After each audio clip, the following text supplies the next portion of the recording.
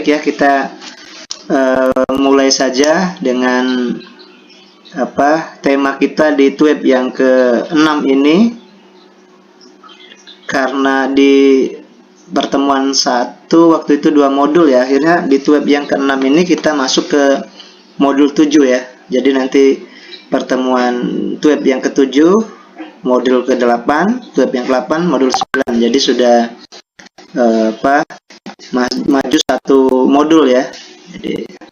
Jadi ini ada modul yang ke-7 ini kita akan bahas mengenai pangkalan data ya. Nah, ini terkait dengan otomasi kearsipan ini juga kita akan harus memahami tentang pangkalan data ini ya. Karena otomasi itu sebenarnya ya membuat pangkalan-pangkalan data ya supaya mudah ditemu kembalikan ya. Jadi sebenarnya seperti itu. Jadi manajemen pangkalan data ini agar memudahkan temu balik informasi dari arsip atau dari data yang kita punya ya. Nah, baik, yang pertama seperti biasa Bapak ingin sampaikan dulu secara umum ya dari tema kita ini. Nah, kita membahas tentang pangkalan data ya. Ini kalau kita cari di KBBI ya, pangkalan itu kita bisa maknai sebagai tempat berkumpul ya, atau tempat berkumpul ya. Bahkan ada yang ini Bapak sampaikan secara umum dulu ya, bahwa ada tempat berkumpul misalnya perahu untuk berlabuh, nah di tepi sungai, kemudian di tepi laut. Nah, itu kita maknai sebagai pangkalan ya, karena di situ tempat orang-orang berkumpul ya, orang-orang berdagang. Nah, itu kita dianggap sebagai pangkalan ya. Mungkin kalau kita di kalangan, nah itu juga bisa dianggap ada pangkalannya ya, ada pangkalan atau pangkalan ojek. Jadi tempat-tempat orang berkumpul. Nah, ini kita maknai secara umum dulu ya. Jadi data pun seperti itu. Nanti ada tempat berkumpul data di mana ya untuk otomasi arsip ini. Jadi kita bahas tentang pangkalan data ini.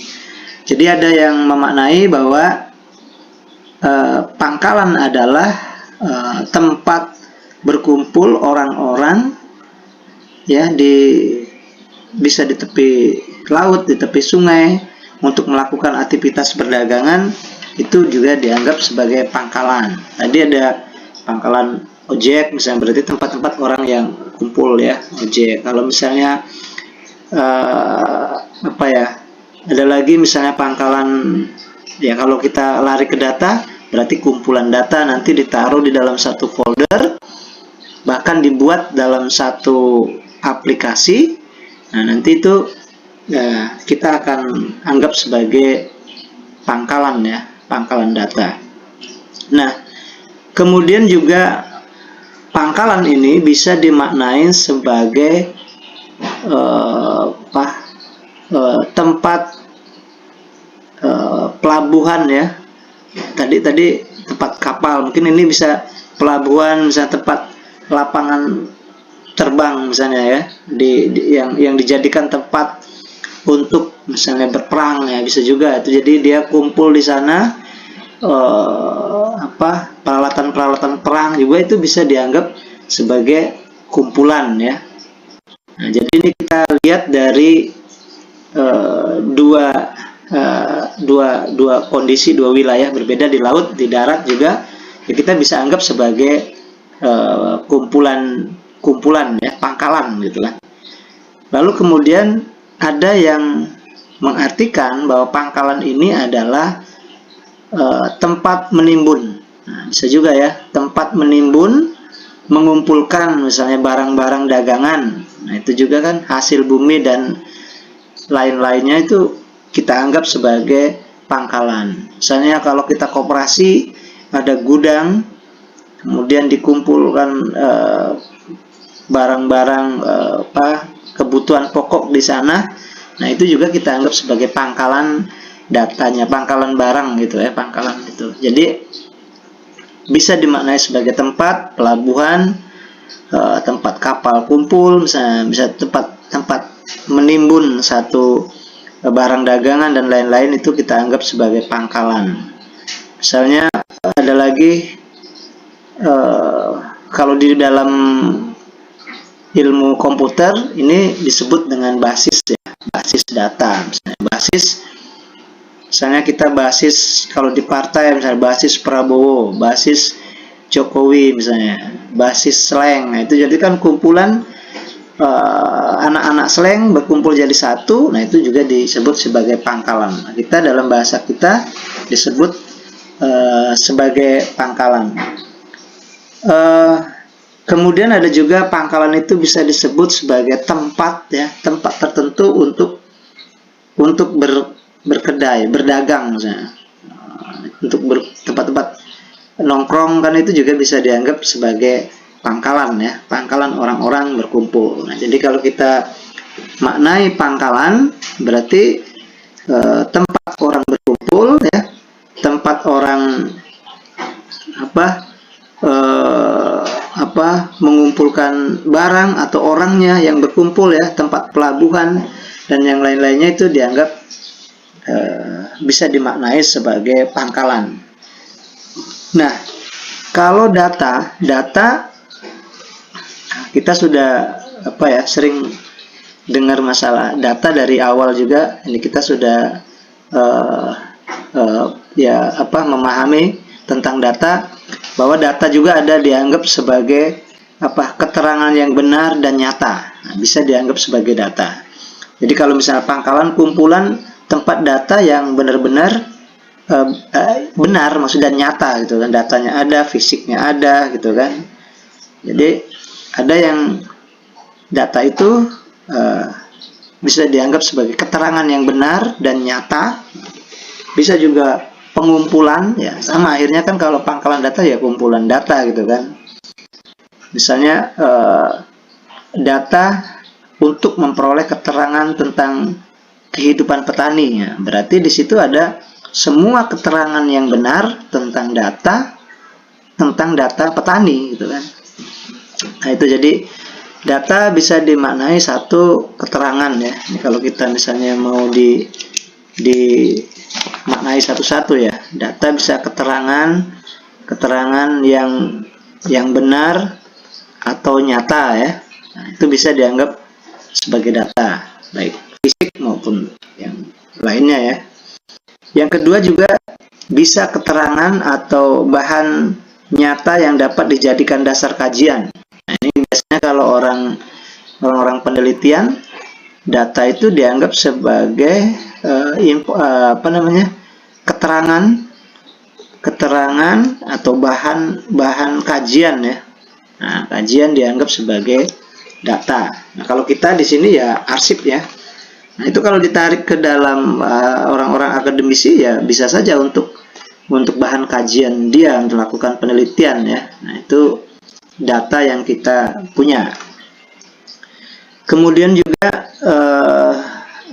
data kajian yang bisa dianalisis. Nah, itu juga kita anggap sebagai data ya, atau disimpulkan. Kalau kita ada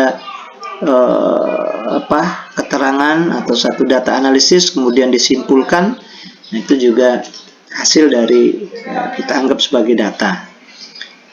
Kemudian data juga bisa dimaknai sebagai informasi dalam bentuk yang dapat diproses oleh komputer. Nah, ini mungkin lebih ke teknologinya ya. Jadi informasi yang dapat diproses dalam komputer ya, oleh komputer ya, seperti misalnya presentasi digital, ada teks, ada gambar, ada grafis ya, di teks, audio, video ya, grafis dan lain-lain ya. Nah, itu bisa diolah dengan komputer, itu kita anggap sebagai data. Jadi pangkalan data berarti kan kumpulan dari semua keterangan yang benar, kemudian yang bisa dijadikan sebagai bahan kajian, baik berupa teks, audio maupun video ya, yang bisa digunakan untuk berbagai macam kepentingan, salah satunya misalnya penelitian kalau memang dia para akademisi. Itu ya, jadi pangkalan sudah kita maknai kumpulan, bisa juga tempat menimbun, bisa juga tempat pelabuhan ya, bisa juga tempat tertentu yang dijadikan anak-anak untuk nongkrong ya, atau misalnya tadi ya basis data, kumpulan, atau misalnya basis ya kumpulan atau kelompok. Nah ya, kelompok tertentu ya, itu juga bisa dianggap sebagai pangkalan. Bahkan ada yang memberikan pengertian pangkalan itu kalau ada tuan rumah, tuan dan nyonya, nah itu yang menerima tamu-tamu di dalam satu ruang, itu bisa akhirnya tempat bermangkalnya di sana ya, tempat berkumpulnya gitu kan. Kalau ada acara, tuan rumahnya itu juga bisa dianggap itu pangkalannya di situ. Tempat pesta misalnya kan. Nah, undangannya di mana misalnya di pesta, itu juga bisa dianggap sebagai pangkalan.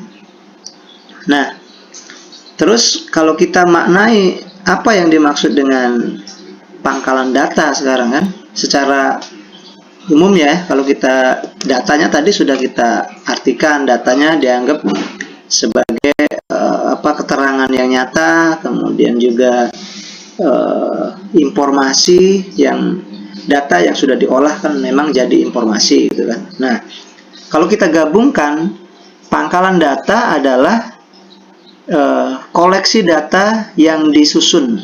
Berarti kan yang disusun secara sistematis ya, untuk dapat dicari dan ditemukan kembali secara cepat, itu ya. Kemudian ya secara cepat dan mudah. Nah, sekarang kalau seperti itu, kita tadi maknainya secara umum kita baru menganggap bahwa semua yang dikumpulkan itu tempat tukang ojek berkumpul, itu pangkalan, tempat warung tadi pangkalan, tempat gudang tadi pangkalan, kita anggapnya seperti itu. Tapi kalau sudah disebutkan pangkalan data, nah, pangkalan data berarti kumpulan data yang tersusun. Tadi kalau kita maknai pangkalannya sudah benar, pangkalannya berarti tempat kumpulnya. Kan masih titik-titik gitu ya. Pangkalan data, pangkalan objek, pangkalan apalagi? Pangkalan udara misalnya, berarti kan ini ya, kumpulan pesawat kan gitu kan. Nah, jadi kalau kita maknai pangkalan data, berarti kumpulan data yang sudah tersusun secara sistematis untuk dapat dicari dan ditemukan secara baik, secara mudah dan benar. Nah, sekarang Bapak tanya, apakah kalau misalnya kumpulan orang, kumpulan data, kumpulan pelabuhan, kumpulan barang-barang tadi dalam satu gudang, kalau tidak tersistem dengan baik, apakah itu disebut sebagai pangkalan data gitu kan, pangkalan data. Nah, ini Bapak minta anunya ya, dua orang coba menjawab ya, apakah semua yang dikumpulkan itu sudah kita anggap sebagai pangkalan data atau bukan, ataukah ada syaratnya kalau kita anggap dia sebagai kumpulan data misalnya. Sama nih Wahyu Adimas ya, Wahyu Adimas. Ada Wahyu Adimas? Ya, mungkin bisa diaktifkan dulu ya. Bisa aktif ininya. Pertanyaannya, apakah kumpulan apapun ya, kumpulan data, kumpulan orang, kumpulan, kalau tidak disusun dengan secara sistematis dikatakan pangkalan data atau bukan? Silakan, Bayu Dimas. Ya Pak, kalau menurut saya Hidup nggak kameranya?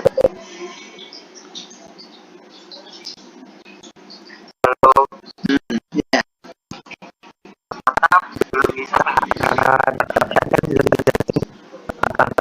merupakan seleksi data yang disusun secara sistematis yang dapat digunakan, dicari atau ditemukan dengan cepat dan mudah. Berarti data itu sudah dipilih atau disusun tapi sesuai dengan data-datanya Pak, data keuangan, data administrasi, data kepegawaian. Jadi kalau kita gunain, kita gunainnya lebih cepat Pak, dan lebih mudah dan praktis. ya, ya, baik ya. Berarti data, pangkalan data harus sudah tersusun. Bahkan kalau kita di arsip atau di perpustakaan itu sudah ada klasifikasinya gitu ya. Makanya dia nanti belajar klasifikasi itu sebenarnya dalam rangka mengkelas dulu kan. Ini kalau kelas kayak surat kan nanti ini tentang kepegawaian, tentang keuangan seperti yang tadi yang dijelaskan. Nah, kalau sudah tersusun dalam sudah diatur, berarti sudah masuk di pangkalan. Sama seperti perpustakaan. Ini ada kelas umum, kelas filsafat, kelas sosial, kelas seni dan budaya misalnya, kelas sejarah atau biografi. Nah, itu sudah tersusun, terus taruh di dalam pangkalan data, terus kita cari dengan kalau di ini namanya katalog kan, kalau di arsip juga nanti ada untuk penelusurannya.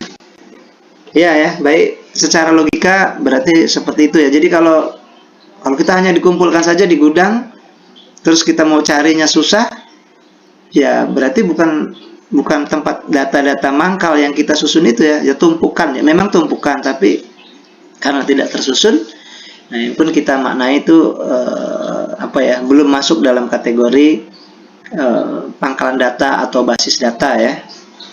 Ya, oke, terima kasih ya Wahyu Adi. Terus satu lagi dari yang putihnya, yang ceweknya, Sulastri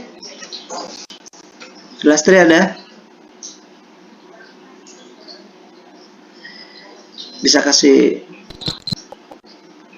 ya, Sulastri ada? Ada Pak. Ya, gimana Sulastri memberikan pendapat?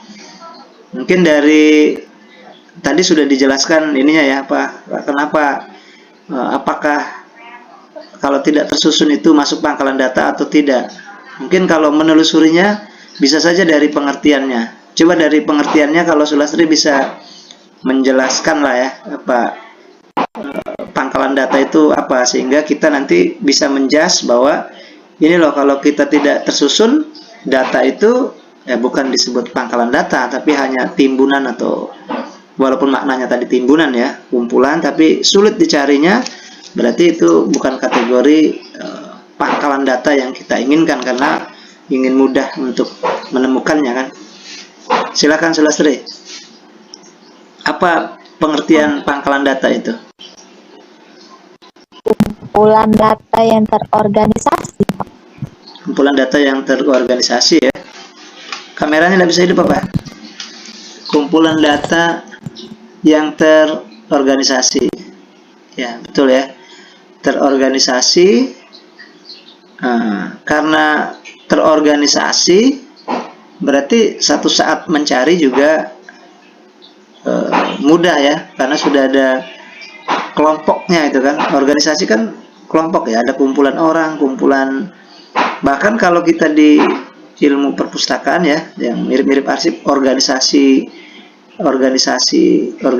itu dianggap ya kumpulan buku-buku kayak gitu ya, kumpulan buku. Jadi bukan hanya orang gitu kan, lembaga misalnya kan, desa, organisasi, pengorganisasian data misalnya gitu, berarti kan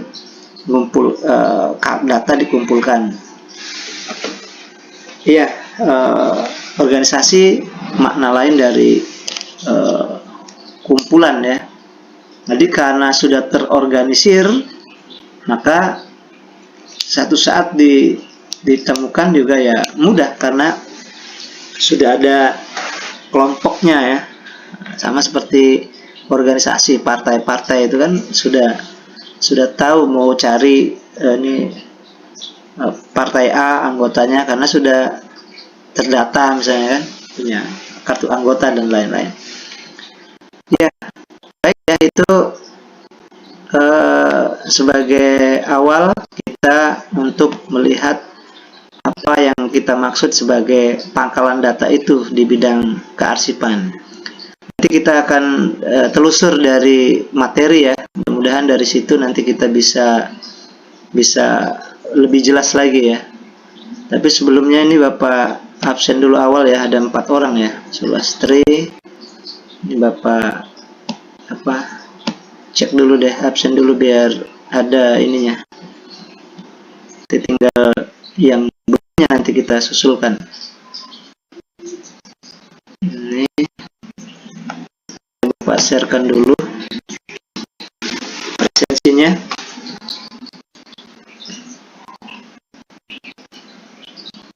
Ini mungkin sinyal ya agak ini.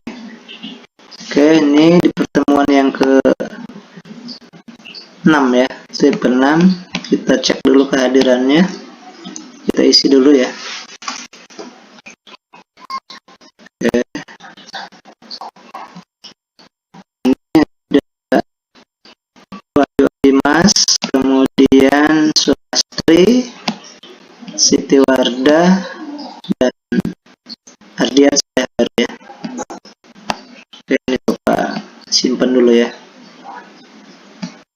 Set. Ya. Oke, kita lanjut ke materi kita tentang pangkalan data ini. Sini Bapak sampaikan dulu prolognya ya. Kalau kita lihat di tab 6 ini sudah Bapak buat tinjauan atau pendahuluan ya terkait dengan pangkalan data itu. Ini bahwa data tentang arsip ya merupakan satu hal yang sangat penting dari sistem pengelolaan arsip. Oke, ini prolog awalnya ya, bahwa data di dalam satu arsip ya sangat penting ya. Kemudian data arsip yang akurat, lengkap, dan tertata dengan baik akan memudahkan pekerjaan dalam pengelolaan arsip. Adanya data tentang arsip dapat dilakukan dilacak ya, dapat dilakukan tindakan-tindakan terhadap arsip itu sendiri. Misalnya kapan arsip akan dipindahkan ke pusat ya, inaktif, apakah suatu arsip harus dimusnahkan atau diserahkan ya. Kemudian juga yang dengan memiliki nilai guna primer dan sekunder ya, ini sudah. Dan sebagai pengelola arsip, status dan sebagainya.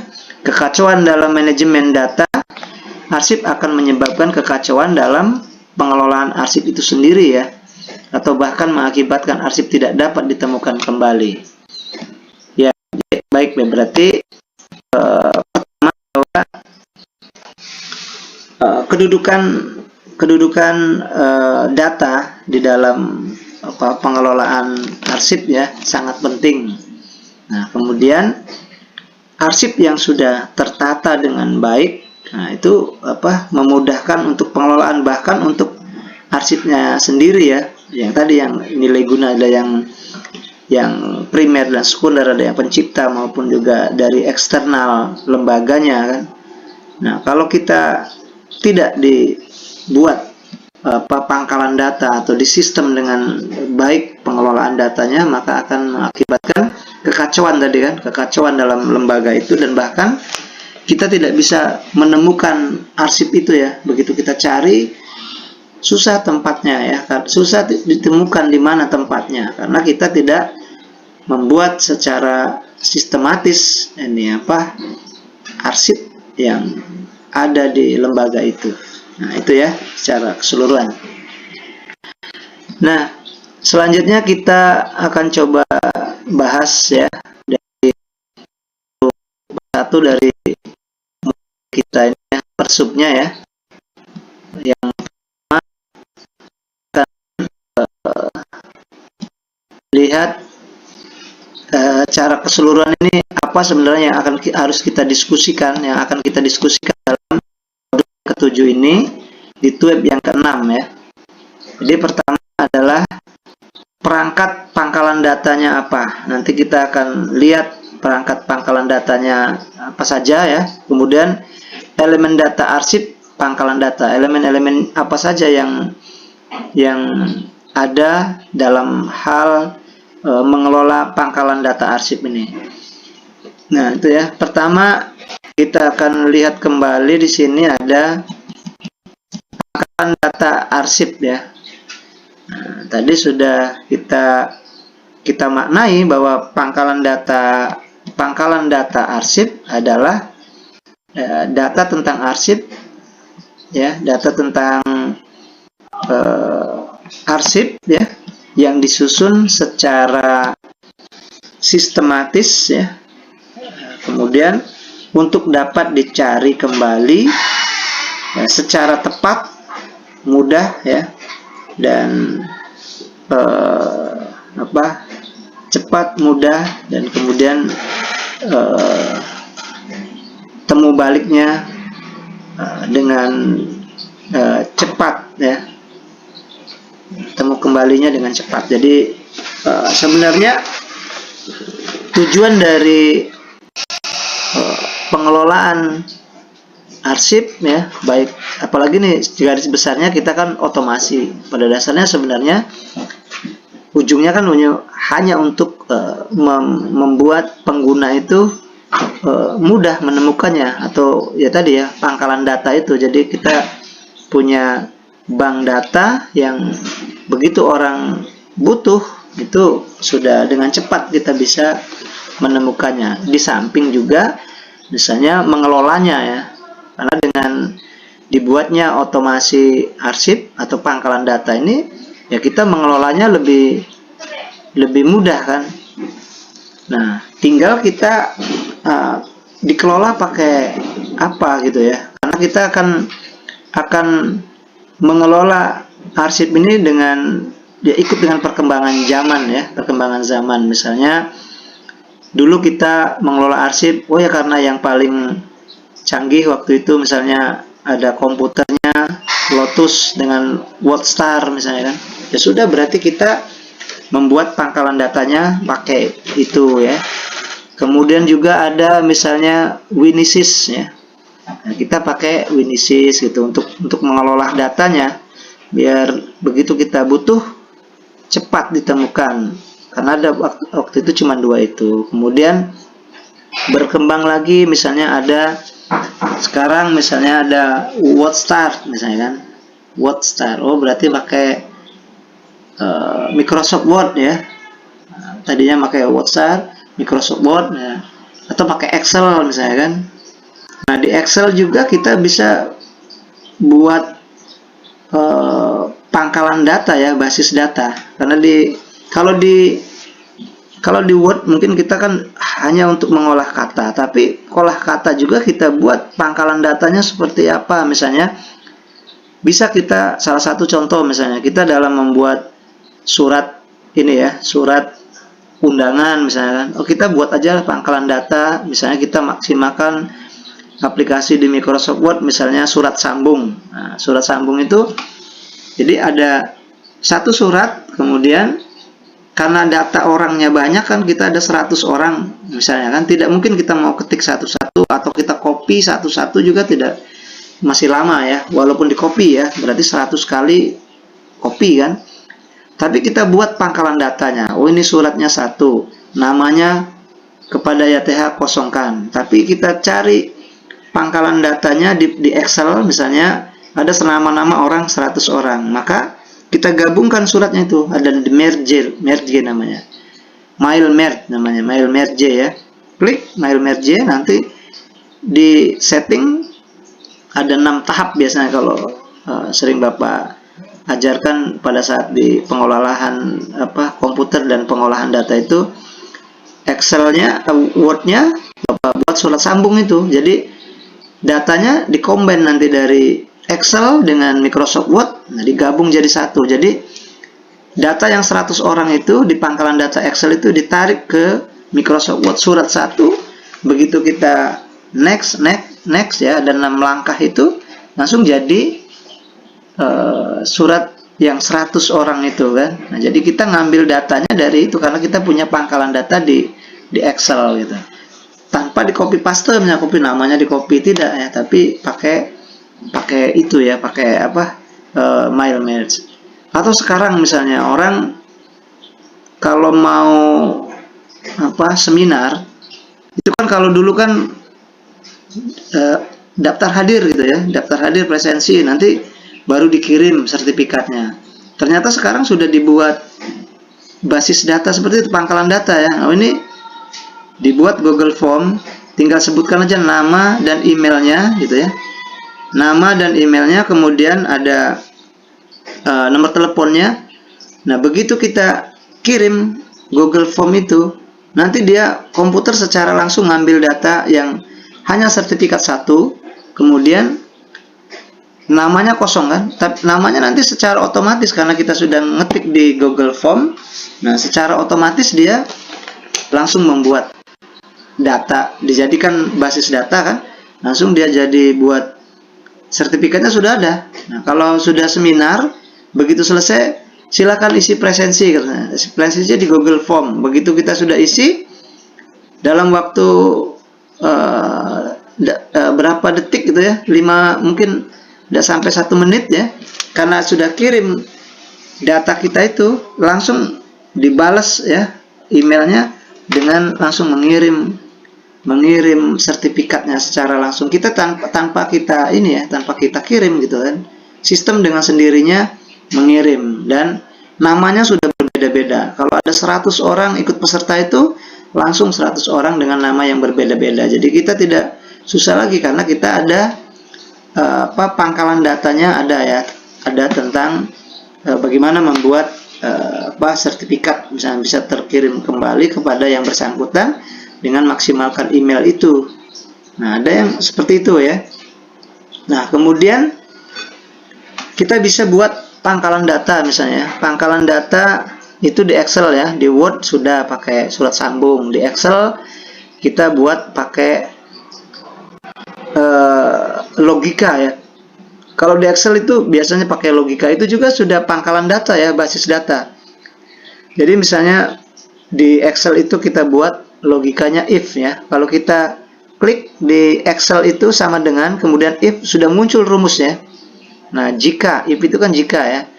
Jika nama A misalnya kan, pegawai bagian apa yang disebutkan di situ ya, bekerja 20 hari dalam 1 bulan, maka gajinya sekian gitu kan. Nah, itu dia pakai rumus gitu. Jadi nanti data-data itu dia ambilin dari bank data yang kita punya, basis data yang kita punya. Oh, ini karena si A kerjanya cuma 15 hari, maka gajinya sekian gitu. Langsung ke proses ke ini, bahkan mungkin bisa transfer ke rekeningnya. Jadi kita sudah seperti itu ya di era sekarang ya. Kalau dulu kan mungkin tidak seperti itu ya, tapi sekarang sudah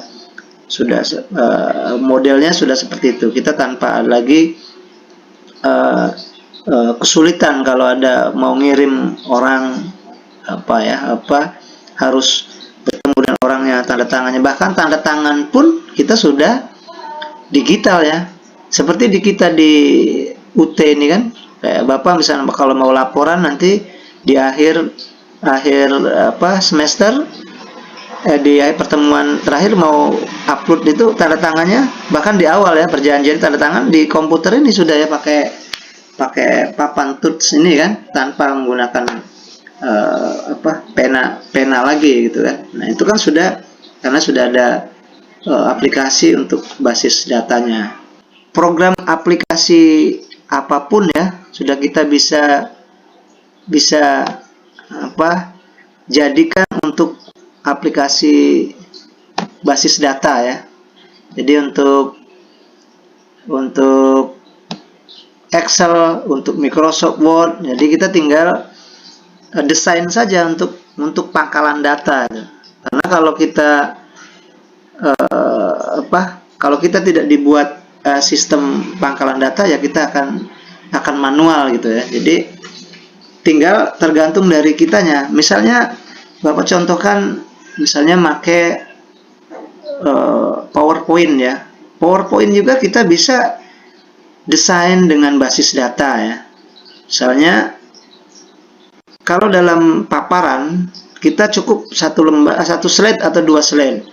Tapi begitu di slide itu dijelaskan di situ, misalnya laporan keuangan bulan Oktober misalnya, atau ini bulan November, berarti bulan ya Oktober misalnya kan.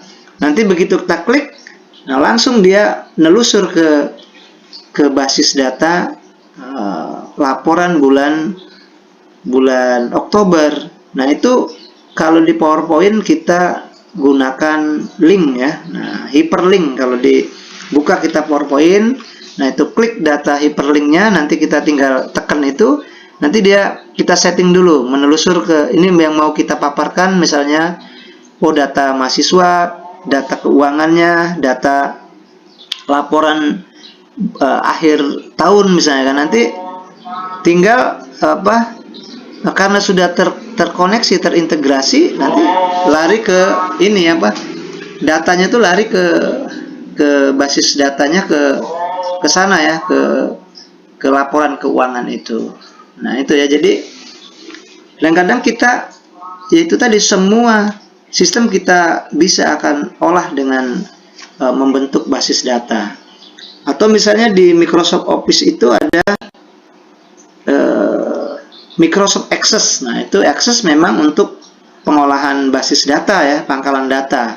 Nanti diolah datanya. Kalau dulu Bapak sempat masih sebelum ke dosen ya, nanti dulu di staf dulu, tapi bagian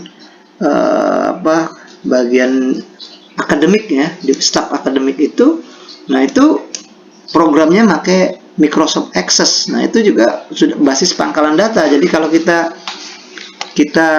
input data mahasiswa, kemudian nilai dan yang lain-lain, itu pakai kan modelnya sistem basis data ya. Kalau sekarang sudah pakai sistem basis website ya, dengan menggunakan PHPMyAdmin misalnya. Tuh, seperti ini otomasi ini kan, kalau kita ini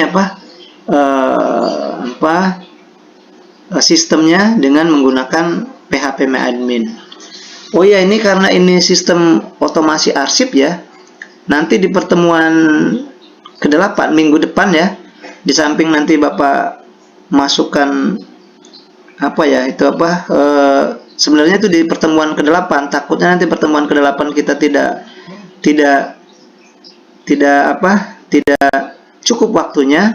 Nanti di pertemuan ke-7 itu Bapak akan kasih software aplikasi untuk pangkalan data arsip SIKD-nya ya. Nanti bisa dicoba-coba. Baru nanti di pertemuan yang ke-8-nya kita memang nanti kemungkinan nanti ada yang, kalau ada komputer ada laptop di sana, bisa coba ya, bisa Bapak pandu dari sini. Tapi kalaupun tidak, nanti Bapak akan tampilkan nanti seperti apa program aplikasinya. Nanti di pertemuan ke berapa itu? Ke-8 ya. Kalau kita lihat ini di modul, coba ini Bapak lihat di modul itu ya, mungkin pertemuan ke-8 ya, kayaknya pertemuan ke-8. Coba Bapak lihat ininya ya. Nah itu karena penting, ini kan otomasi ya, jangan sampai pas ini otomasi kita tidak ada aplikasinya gitu kan. Nah ini coba Bapak lihat nanti di daftar isi aja ya. Daftar isi ini ada nggak, kapan kita belajar otomasinya ya. Ini kita lihat bentar ya. Nah ini daftar isinya.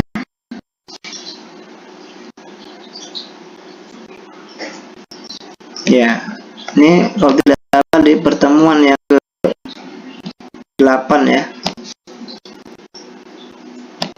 di modul yang ke-8 ini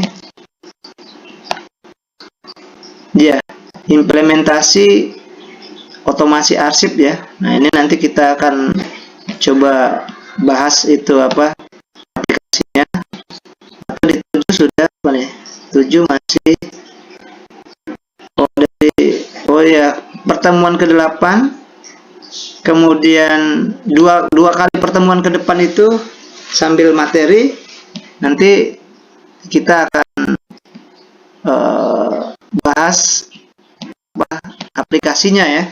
Jadi ini dasarnya ya, itu kan basis data itu kan. Jadi nanti kita akan lihat. Nah, jadi tadi sudah Bapak sampaikan ada pakai Word, pakai Excel, pakai PowerPoint. Nah, sekarang nanti pakai yang basis data berbasis website itu ya, sistem informasi kearsipan dinamis. Nah, itu yang sekarang yang sudah berkembang, yang sudah disebarluaskan oleh oleh Andri ya, untuk seluruh akademisi, lembaga yang tentang kearsipan. Nah, itu aplikasinya sistem kearsipan dinamis ya, SIKD. Nah, itu harus bisa ya. Nah, mudah-mudahan nanti bisa, karena Bapak juga ngajar otomasi perpustakaan di Winren Patah itu, tapi karena dia praktek langsung ya, bertemu ya praktek langsung ya, bahkan ujian komprehensif itu harus lolos dari otomasi perpustakaan kalau di Win ya. Tapi ada juga otomasi arsipnya, itu ada, karena perpustakaan dengan arsip masih bergabung satu ini ya, ada mata kuliah kearsipan yang diambil untuk di perpustakaan. Nah, itu ya. Oke, kita lanjut lagi ke materi kita. Tadi sudah kita sampaikan ya, ininya secara umumnya terkait dengan basis data ini, bagaimana data itu bisa diolah seluruh aplikasi, kita bisa buat aplikasi ya, maksudnya didesain dengan pangkalan data gitu. Nah, ini ya, jadi pangkalan data sudah kita artikan tadi bahwa ya koleksi data yang tersusun secara sistematis lah, katakan, kemudian bisa untuk memudahkan temu balik. Nah, ini kita akan lihat di sini ada secara umum ya, secara umum tujuan dari modul ini ya, bahwa pangkalan data ini gunanya sebenarnya untuk apa? Itu adalah menerangkan kebutuhan dalam membangun pangkalan data dan mempelajari elemen data yang dapat dipakai. Dengan demikian kita dapat memahami sebagai suatu panduan kilas balik tentang arsip dinamis dan statis ya. Oke, mengikuti perkembangan teknologi yang seperti Bapak sampaikan tadi, ada berbagai aplikasi ya. Kemudian juga menerapkan ilmu kearsipan. Oke. Kemudian kita dua, perangkat pangkalan data dan elemen pangkalan data yang akan kita bahas ya. Nah, di sini ada perangkat pangkalan data. Nah, perangkat yang dibutuhkan untuk pengelolaan arsip pada pangkalan data adalah perangkat kerasnya, perangkat lunak, dan jaringan komputer. Server digunakan untuk menjalankan sistem aplikasi menyimpan arsip, komputer personal untuk terhubung ke jaringan ya, digunakan pengguna, kemudian petugasnya untuk mengoperasinya ya. Jadi ya sebenarnya kalau kita balik lagi ke ini ya, teknologi, biasanya teknologi ya tiga hal itu ya, artinya pertama ada hardware-nya, kemudian ada software-nya, ada brandware-nya ya, bahkan ditambah ada jaringan gitu. Kalau sekarang kan harus pakai jaringan. Pangkalan data bisa berfungsi dengan baik kalau kita punya hardware-nya kan, perangkat kerasnya seperti komputernya, kemudian kalau misalnya ada printer ya, kemudian ada scanner dan yang lain-lain itu akan baru bisa beroperasi kalau ada perangkat kerasnya. Atau kalau sekarang kita sudah menggunakan handphone ya. Jadi sekarang kalau printer sekarang itu ada Bluetooth-nya ya. Jadi kalau kita cek printer, jadi karena handphone ini misalnya, handphone ini sudah miniatur dari komputer ya. Kemudian dibuat printer mengikuti arus yang printer misalnya itu ada Bluetooth-nya. Jadi kalau kita mau ngeprint tanpa menggunakan laptop lagi ya, langsung aja dari HP kirim ke printernya, langsung print kayak gitu kan. Jadi sekarang sudah seperti itu ya. Jadi ini tinggal kita saja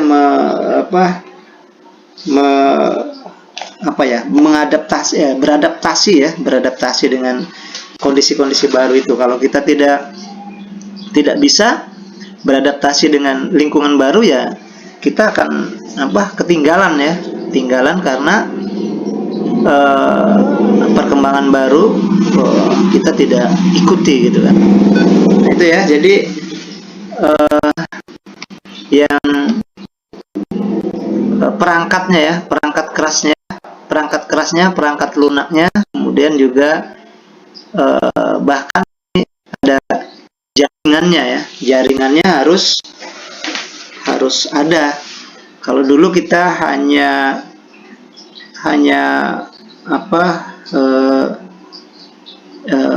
komputer hanya untuk mesin ketik saja, kemudian kita mau nyambungkan ke tempat lain, kita tidak akan bisa kalau tidak ada jaringan.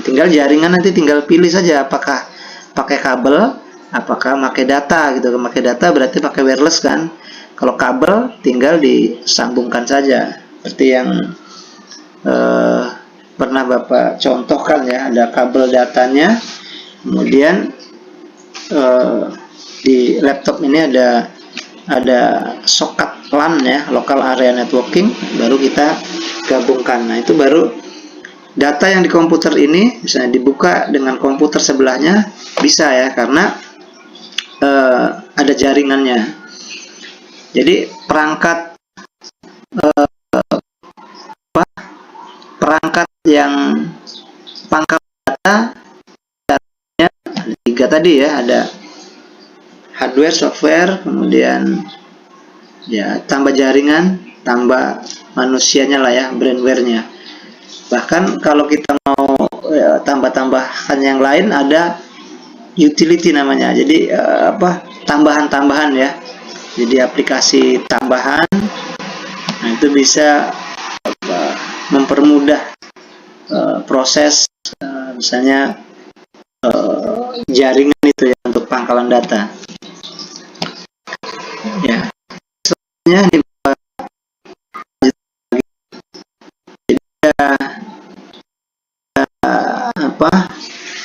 perangkat lunaknya, perangkat kerasnya, ada jaringan komputer. Kalau di sini disebutkan 3 ya, ini ya.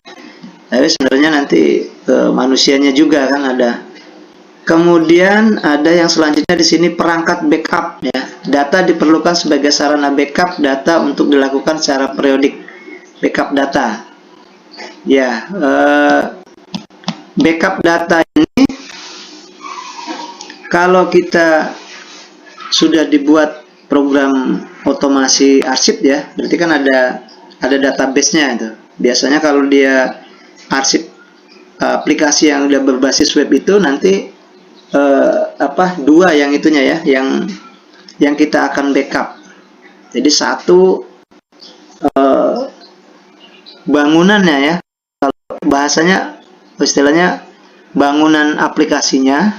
Nanti kalau kita otomasi arsip, sistem kearsipan dinamis, nah bangunannya nanti kita copy, kemudian ada datanya, data basis datanya nanti di MySQL data. Jadi 2 itulah yang kita backup, kita simpen.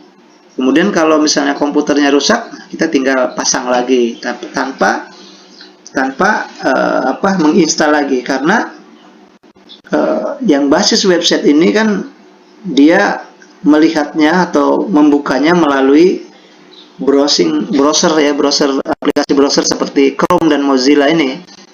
Nah, sama seperti yang kita gunakan ini kan aplikasi Microsoft Teams ya. Jadi kan itu Microsoft Teams itu dibuat sudah basis website ya. Kita menggunakan jaringan data. Nah, kemudian data-data ini kalau kita rekam ya kita tersimpan ya. Nah, kalau tidak berarti kan tidak. Nah, tinggal dari kitanya mau membackup atau tidak gitu kan.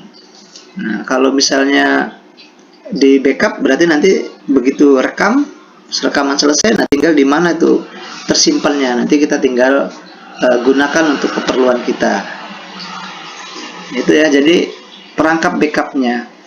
Nah, dulu disimpan di dalam komputer atau di hard disk lah gitu ya, dalam CDR atau CDRW ya. CDRW bisa di delete, bisa dihapus, bisa di ini lagi. Tapi kalau CDR dia hanya untuk nulis saja ya, sekali. Tapi sekarang orang sudah tidak pakai itu ya. Flash disk pun kita sudah mulai berkurang ya. Begitu ada data kirim ke handphone kirim ke WA. Kalau dulu nyari komputer dulu ini pakai flash disk, pasang dulu kan. Nah, flash disk sudah mulai jarang digunakan ya. Hard disk pun sekarang sudah mulai jarang. Jadi dia sudah bahkan sekarang sudah punya cloud computing ya. Jadi kalau kita di handphone pun pada saat kita mau nyimpan itu ada pilihan ya. Nah, mau ke cloud computing, nanti cloud itu larinya ke Google Drive ya, atau mau ke handphonenya atau mau ke komputer. Nah, itu tinggal kita pilih ya. Kalau kita ada di cloud computing itu awan ya, disimpan di awan melalui drive. Nanti kita membukanya ya pakai email kita ya. Makanya email itu dijadikan sebagai, kalau bahasa ininya sudah seperti KTP ya.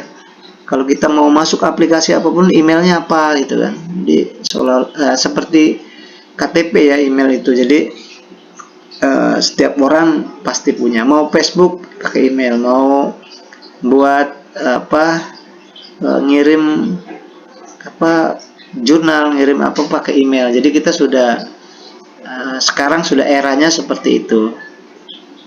Nah, baik, untuk selanjutnya itu ya, jadi perangkat backup di era yang baru ini sudah pakai cloud computing. Kita bisa menggunakan internet sebagai media untuk penyimpanan datanya. Kita sudah bisa diberi kemudahan sama dengan adanya teknologi ini. Misalnya Bapak kan misalnya ngajar otomasi perpustakaan, otomasi arsip. Satu ketika Bapak jadi juri ya di Sumsel ini, di seluruh kabupaten, tapi tentang perpustakaan. Tapi Bapak cek di perpustakaannya ternyata belum ada otomasinya. Nah, akhirnya Bapak instalkan itu. Nah, instalkan itu Bapak tidak lagi membawa flash disk, membawa aplikasi, tapi karena sudah ditaruh di Google Drive, ini ada internet nggak? Ada, sudah kita download kan? Sudah itu baru kita instalkan. Jadi sekarang datanya sudah tersimpan di internet kan, akhirnya kita bisa ambil. Sama seperti misalnya data profil pribadi kita, walaupun itu kita ini jangan taruh di internet, nanti dibaca orang, tapi biasanya sulit ya, agak sulit juga kalau kita belum yang memang punya ilmu untuk menjadi hacker. Itu sulit ya, kalau kita tidak tahu passwordnya tidak bisa. Jadi ijazah pun kalau Bapak seperti itu sudah ya, SD, bahkan rapot itu sudah Bapak copy semua. Bapak simpen dalam satu Google Drive, pangkalan datanya di Google Drive ya. Ini rapot, ini ijazah S1, S2, S3, kemudian buku rapot pun Bapak sempat ini ya, copy, kemudian piagam-piagam apa saja yang pernah kita dapat. Nah, kita sudah taruh di cloud computing ya. Akhirnya satu saat kalau mau butuh ya, Kita tinggal buka saja email kita gitu. Yang penting ada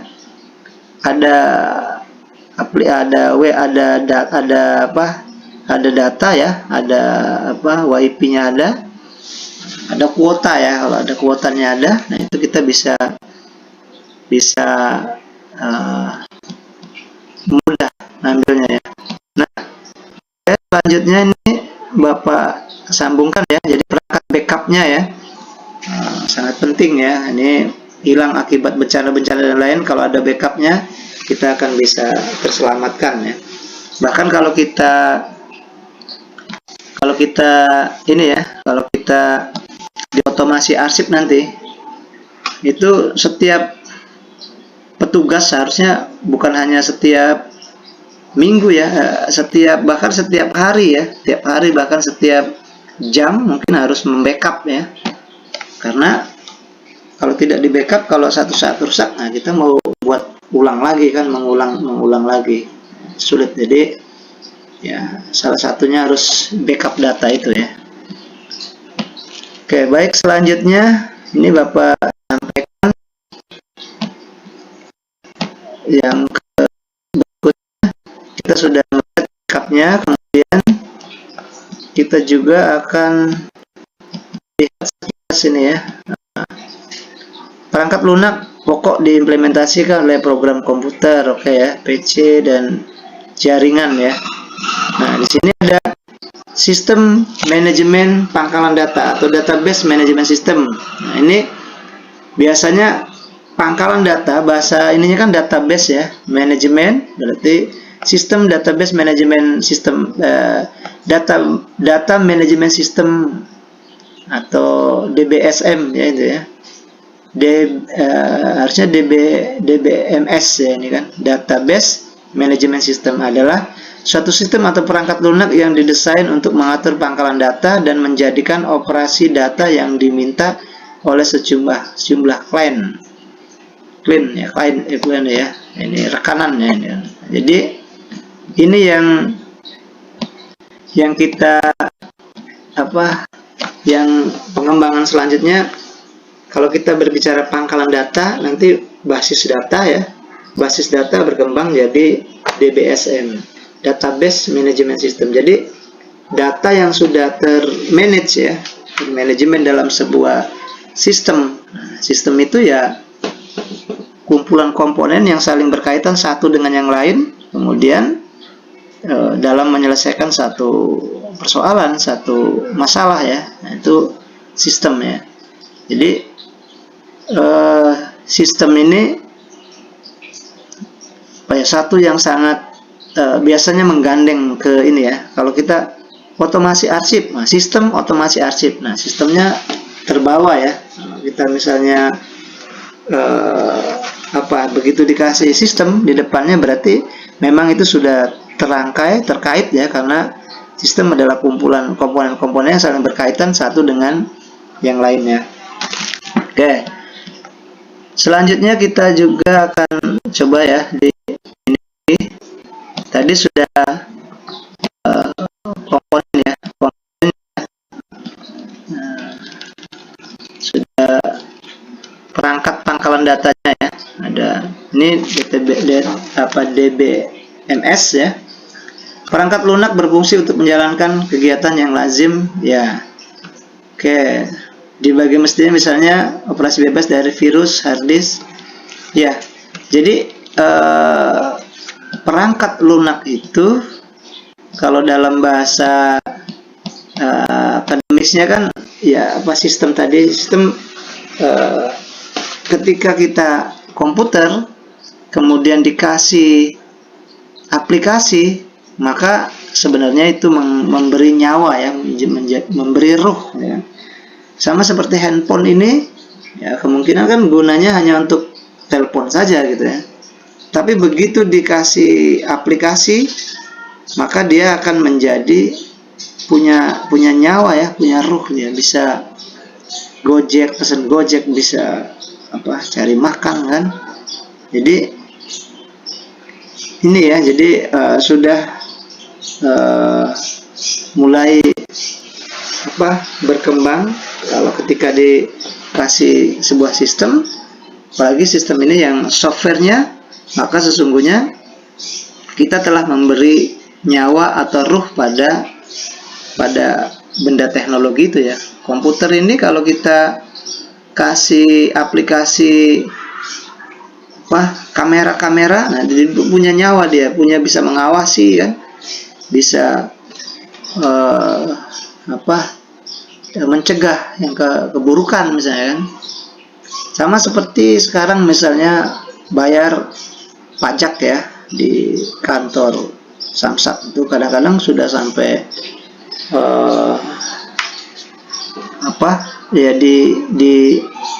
didesain untuk saling berkaitan satu dengan yang lainnya gitu, sehingga ya mudah ya untuk operasionalnya kan. Nah itu ya, jadi ya database manajemen sistem, kemudian ya, perangkat lunak fungsi untuk menjalankan kegiatan yang lazim ya, tinggal begitu sudah dikasih, yaitu tadi sudah dikasih ruh atau dikasih nyawa, sehingga dia bisa sama seperti manusia kita misalnya bisa memerintah, bisa memberikan teguran dan yang lain-lain ya. Aplikasi itu begitu sudah tersistem, nah, dia berjalan ya sesuai dengan apa yang diperintahkan ya. Sama seperti kamera tadi ya. Sekarang kalau orang mau bayar pajak, itu sudah semua aktivitas kita sudah terekam di kameranya ya. Kalau sekarang di pinggir-pinggir jalan itu sudah ada kamera pantau itu kan. Kamera pantau itu untuk kita kalau kita pakai kendaraan motor, misalnya pakai helm apa tidak, misalnya mobil pakai seat belt atau tidak. Kalau tidak pakai, terakhir kalau dulu kan dikejar-kejar, sekarang tidak. Terakhir mau bayar pajak ada yang sampai misalnya kena 1 juta gitu kan, kena kesalahan 200, 100 dikumpulin, akhirnya misalnya 2 juta misalnya. Itu kan karena dia punya datanya gitu. Kita tidak bisa lagi mengelak ya, karena datanya sudah ada, sudah direkam ya. Jadi sekarang seperti itu, bukan orang yang ngawasi kita, teknologi ya. Jadi bahkan teknologi ya dia tidak mengenal ampun sebenarnya. Kalau kata dia tidak, nah ya tidak gitu kan. Kalau kita kan dengan manusia masih bisa bernego ya. Walaupun teknologi juga masih bisa dimanipulasi ya, tapi ya tetap saja dia ikut dengan sistem itu ya, dengan sistem yang telah dibuat. Oke, baik, selanjutnya ini Bapak lanjutkan lagi ya.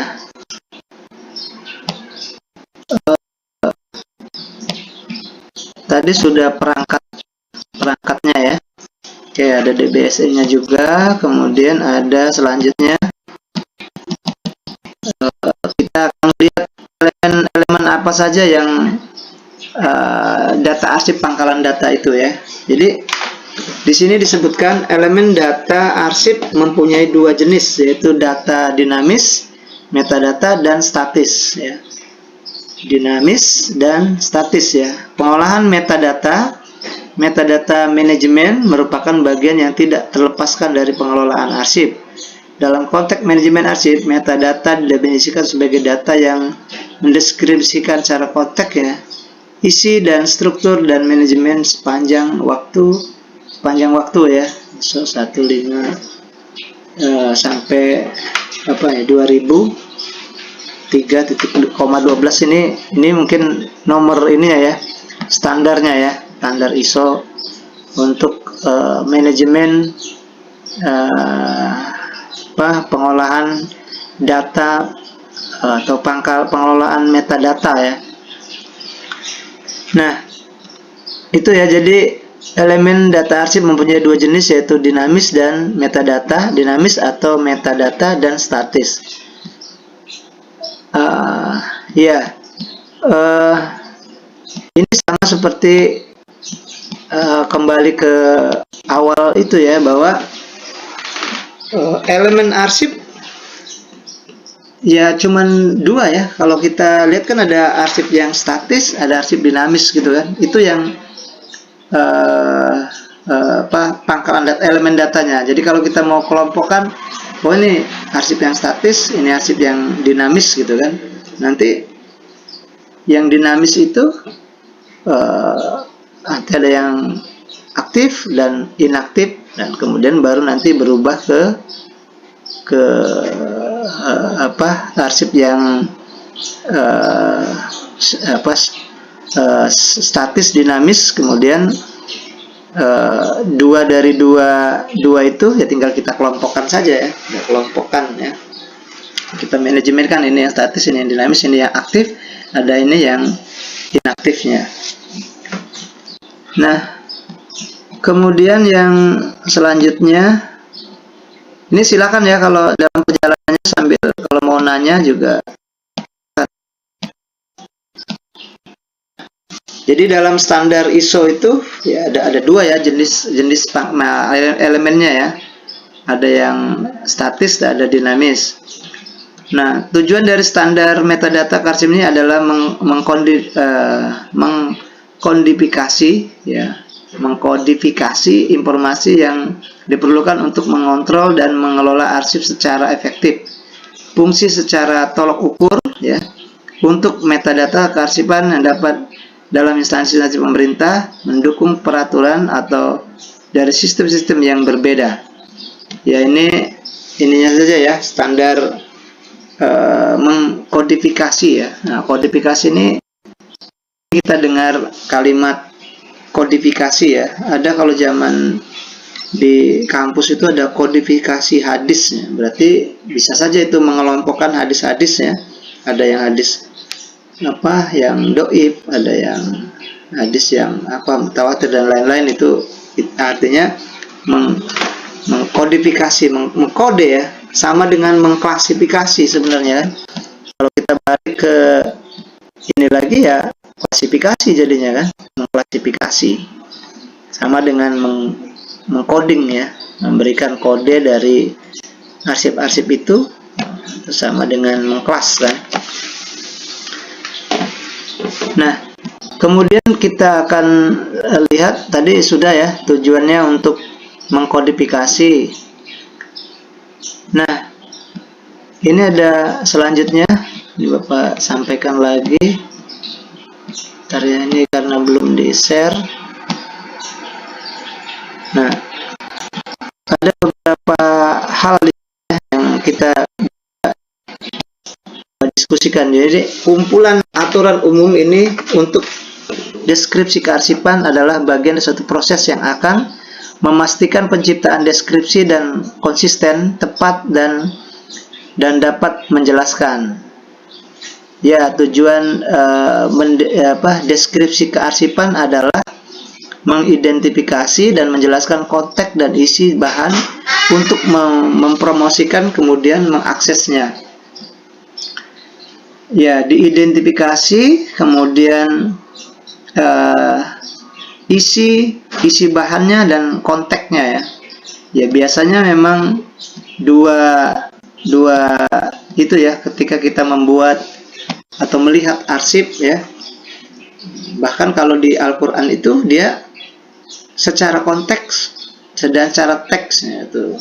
Nah, kadang ya di arsip juga kita bisa makna seperti itu. Ketika kita melihat arsip, nanti kita akan lihat secara teksnya, mungkin oh ya ini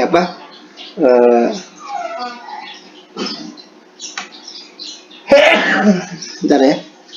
Nah, secara teksnya kita akan lihat fisiknya ya, bagus warnanya, kemudian tulisannya, kalimatnya benar gitu kan. Tapi secara konteksnya, secara isinya, nah itu yang juga kita nanti dilihat ya, karena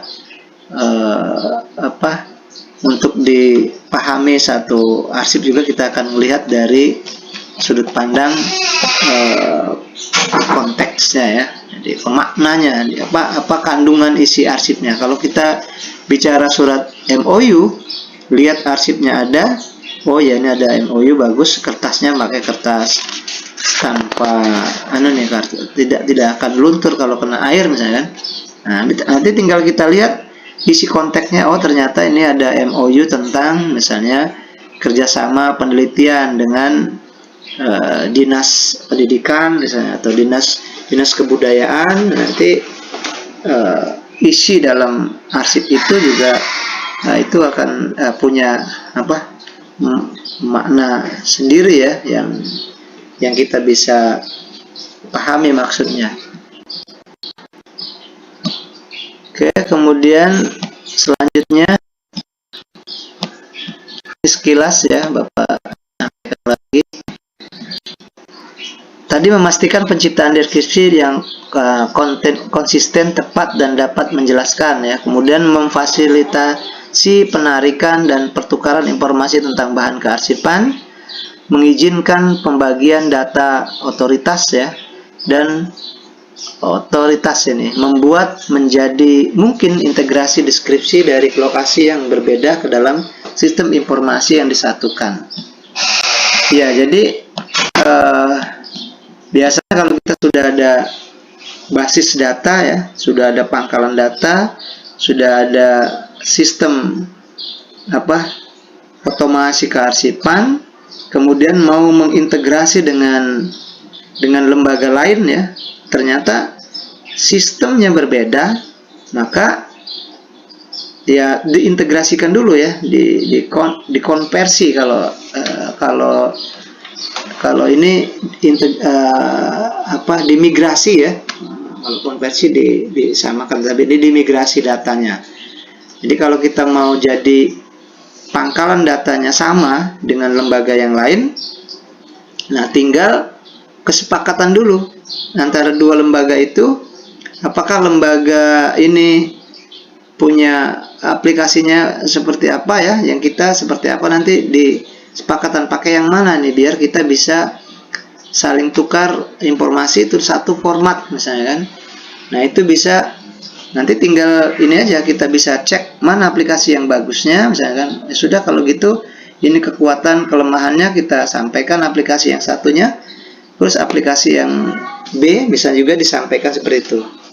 Tapi seandainya kalau masih bisa disatukan walaupun dengan format yang berbeda, nah itu juga tidak apa-apa ya, karena kalau kita rubah lagi ke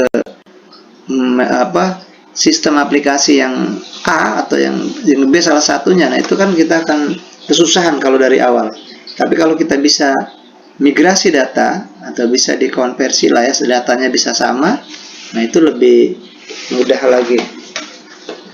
Atau misalnya setiap sistem aplikasi dia ada fasilitas aplikasi yang nanti bisa di convert lah bahasanya ya. Jadi ini aplikasinya pakai MySQL, pakai PHP MyAdmin, tapi begitu mau simpen mau kirim ke aplikasi yang B misalnya kan, nah ini ternyata ada bisa convert ke Excel, akhirnya disatukan seperti itu ya.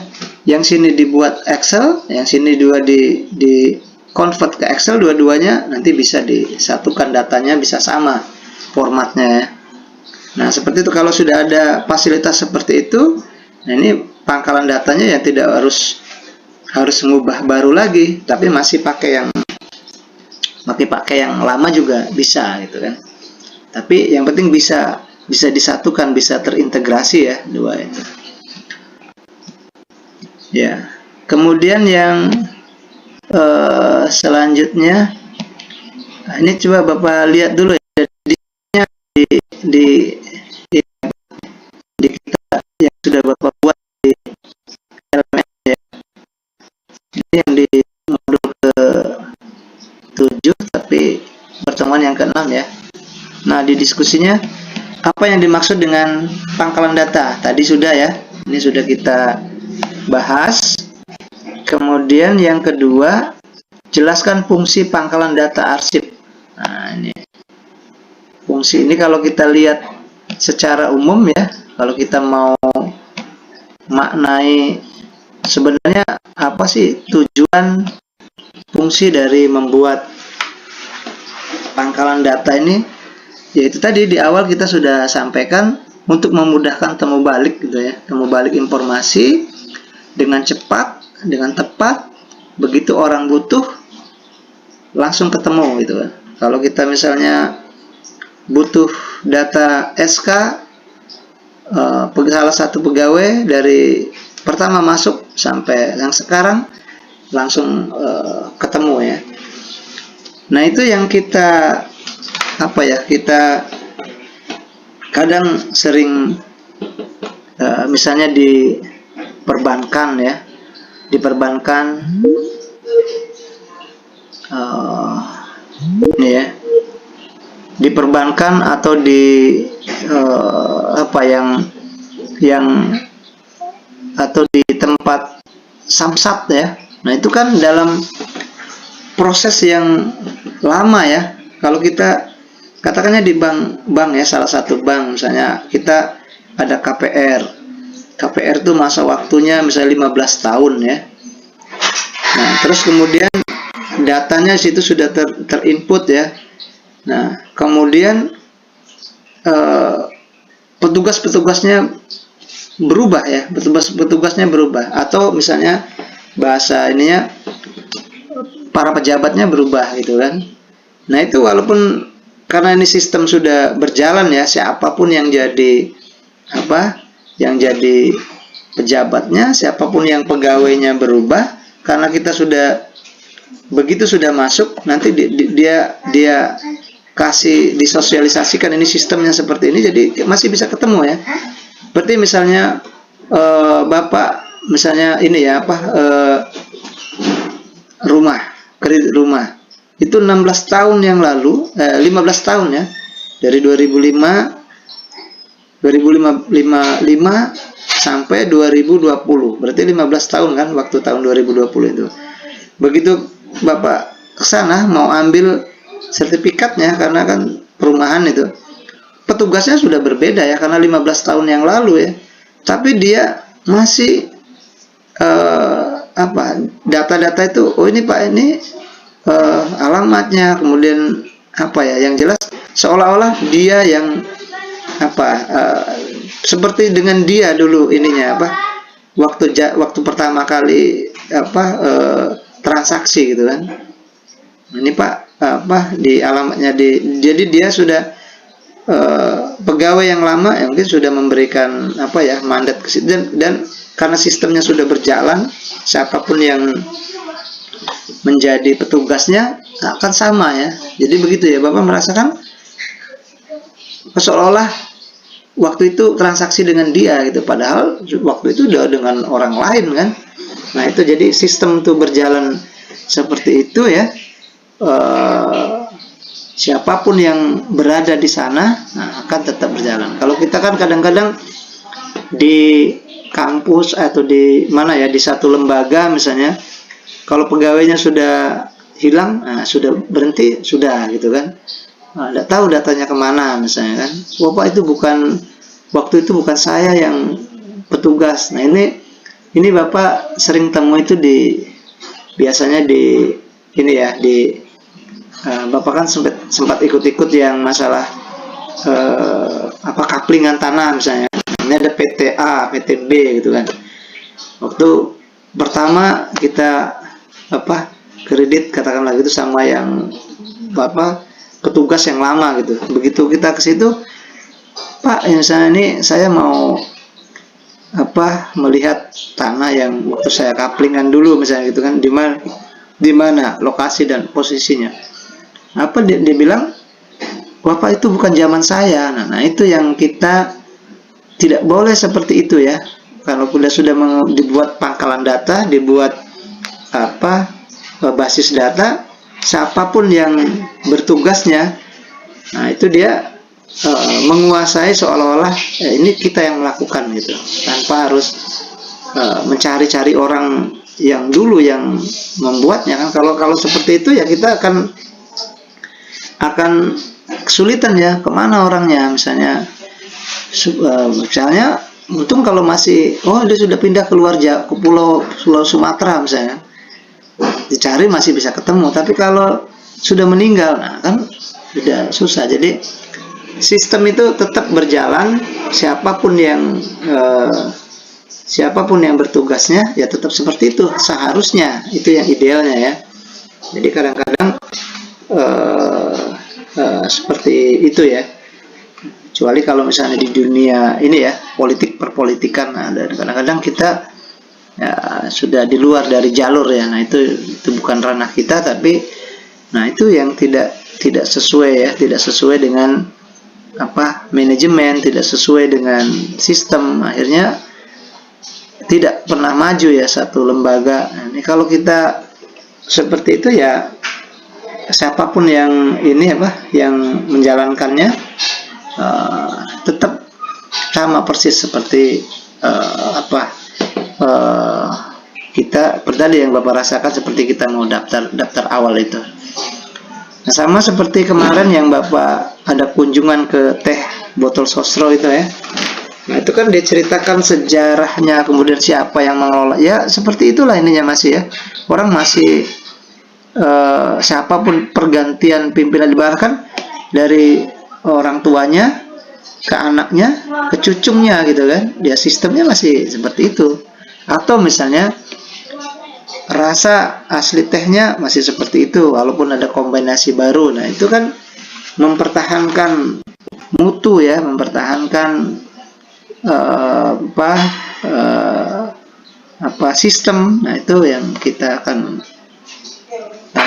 harus benar-benar belajar kalau kita mau terjun di bidang bisnis dan yang lain-lainnya. Nah itu ya, jadi sistem, siapapun yang bertugas di situ masih harus tetap berjalan. Nah, idealnya seperti biasanya ya, jadi tidak terpengaruh dengan bergantian struktur keorganisasian dan yang lain-lain. Baik, selanjutnya ini ya, kita sedikit lagi ini tujuan dari pangkalan data ini ya, maksud Bapak ini dari materi kita ini sudah terintegrasi sudah ya. Kemudian selanjutnya setiap aturan terdiri dari ini nama elemen diatur oleh aturan. Yang diatur oleh aturan. Suatu pernyataan tentang tujuan memasukkan elemen satu dengan deskripsi. Satu pernyataan tentang aturan umum yang dapat diberikan ke elemen. Jika dapat diberikan contoh ilustrasi implementasi aturan. Ini jika kita membuat satu aturan ya, pertama nama dan elemen deskripsi yang diatur oleh aturan. Konsisten ya kalau kita menerapkan aturan. Kalau tadi kan kita sistemnya ya. Jadi sesuai dengan aturan. Kemudian 2, tujuan dideskripsi ya, deskripsikan. Kemudian 3, diberikan kepada elemen lain ya, berikan. Kemudian yang keempat, jika ya ada contoh-contoh ya. Ini kalau kita ingin membuat sebuah sistem aturan ya, atau kita membuat sebuah sistem dalam satu lembaga. Nah, misalnya kita di lembaga organisasi, di kelurahan dan lain-lain ya.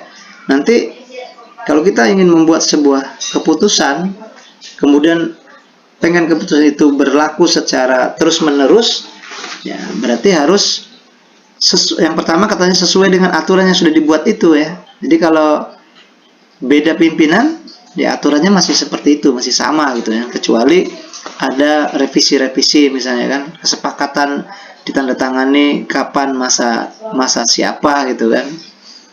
Kemudian dia bisa deskripsikan biar orang paham ya, dideskripsikan. Kemudian juga bisa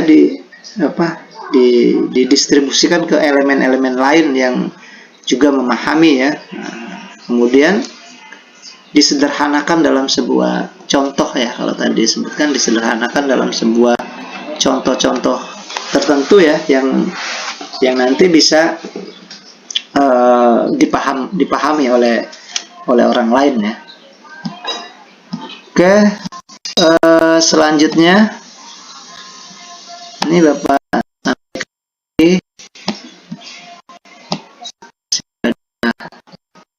terkait dengan aturan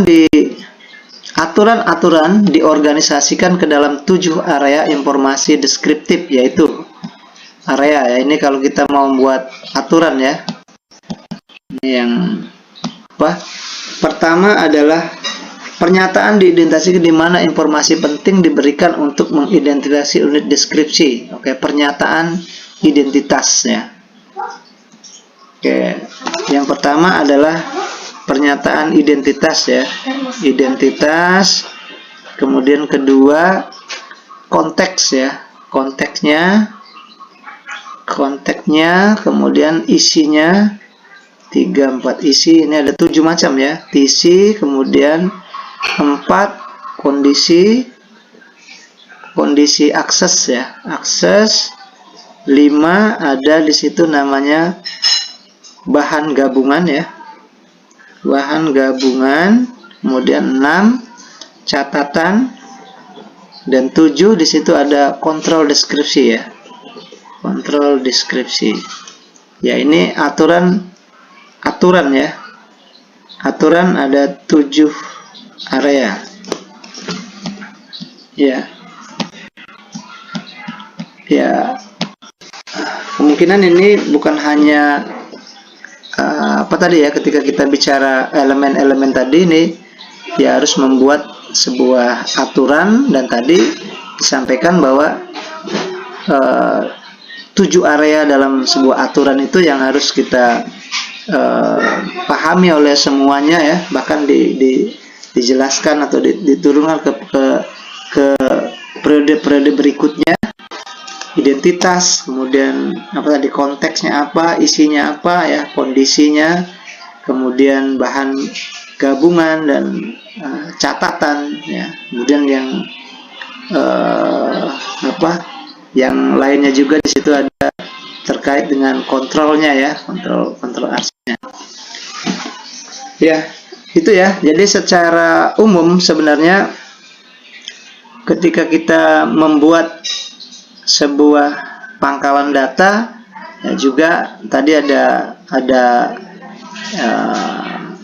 peralatan apa saja sudah ada, kemudian elemen-elemen lain ya dalam sebuah pangkalan data yang kita buatkan dalam sebuah aturan. Tadi sudah kita sampaikan kalau misalnya untuk dipertahankan ke periode-periode berikutnya. Kemudian kalau kita ingin menyatukan dengan lembaga-lembaga lain, nah itu juga menjadi perbincangan yang harus selalu didiskusikan di antara staf dan pegawai-pegawainya, sehingga nanti proses perjalanan satu organisasi itu tetap berjalan ya, walaupun siapapun yang akan memimpinnya. Dan data itu tetap ada di pangkalan data kita ya. Seperti tadi Bapak sampaikan, kalau kita ada di bank ya, ada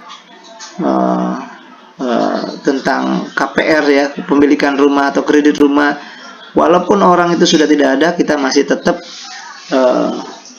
kita tidak dirugikan, konsumen tidak dirugikan, atau pengguna tidak dirugikannya, data kita masih tetap ada. Atau kalau dalam hal ini misalnya kita di arsip ya, kalau ada orang mau butuh data, artinya antara yang satu dengan yang lain itu ya sama saja dapatnya seperti itu, tidak dibeda-bedakan gitu kan, sama tetap memiliki hak yang sama gitu ya. Kalau pengen data misalnya tentang sejarah, tentang apa ya, dia kasih sama seperti yang lainnya juga. Ya, itu ya. Kemudian kita lanjutkan sedikit lagi, masih ada sekitar lagi Pak sharekan lagi ya. Oke, ini kemudian yang terakhir ini ya, elemen yang sangat sedikit dianggap penting untuk pertukaran internasional tentang informasi deskriptif. Oke, ini sebenarnya apa ya, elemen-elemen arsip ataupun apa, arsip yang kita pakai, kemudian karena ada yang penggunaannya bukan hanya dari kita saja, mungkin yang berarti dari internasional juga ada gitu ya, dari internasional tadi ya. Nah, kalau di internasional artinya apa saja deskripsinya biar kita apa ya, kita pahami, walaupun itu bukan hanya dari di wilayah kita Indonesia, di luar. Jadi pertama katanya di situ disebutkan tadi ya, ada kode referensinya ya, kode referensinya, judulnya, penciptanya, tanggalnya, area deskripsinya, tingkat deskripsinya ya. Itu ini ya apa, mungkin kita memaknai dalam satu naskah, satu arsip ya, pada saat kita ingin digunakan oleh siapapun ya, yang sudah ada di pangkalan data, kemudian entah dia internasional atau nasional. Kalaupun nasional kan, kalau internasional kemungkinan bisa dialih bahasakan, tapi masih tetap sama, konsisten ya. Di situ ada apa, kodenya, kemudian penciptanya, judulnya, kemudian diciptakan kapan, tanggalnya, kemudian area deskripsinya masuk di kelompok mana, dia kelas mana. Nah, itu masih tetap bisa ya. Jadi data-data yang sudah kita kumpulkan dalam satu lembaga, kemudian pertama siapapun yang memimpinnya, siapapun yang bertugas di sana, walaupun sudah bertahun-tahun ya, masih tetap sama gitu ya, sama, artinya kita tidak ada perbedaan. Kedua ya, kalau tadi misalnya bukan hanya yang dari, andai kan misalnya dari kebutuhan internasional kan, ya berarti kan kita tinggal diterjemahkan, tetapi masih sama ya, orang memaknainya sama, dari kodenya, dari nama arsipnya, nama apa misalnya deskripsian isi dan kontennya dan yang lain-lainnya. Ya, itu secara umum terkait dengan pangkalan data ini ya. Nah, ini sudah apa? Ini kalau kita lihat secara sekilas lagi ya. Nah, ini biar kita mengulas kembali apa yang sudah disampaikan bahwa ini sebagai closing ya. Pertama apa tadi, data yang kumpul di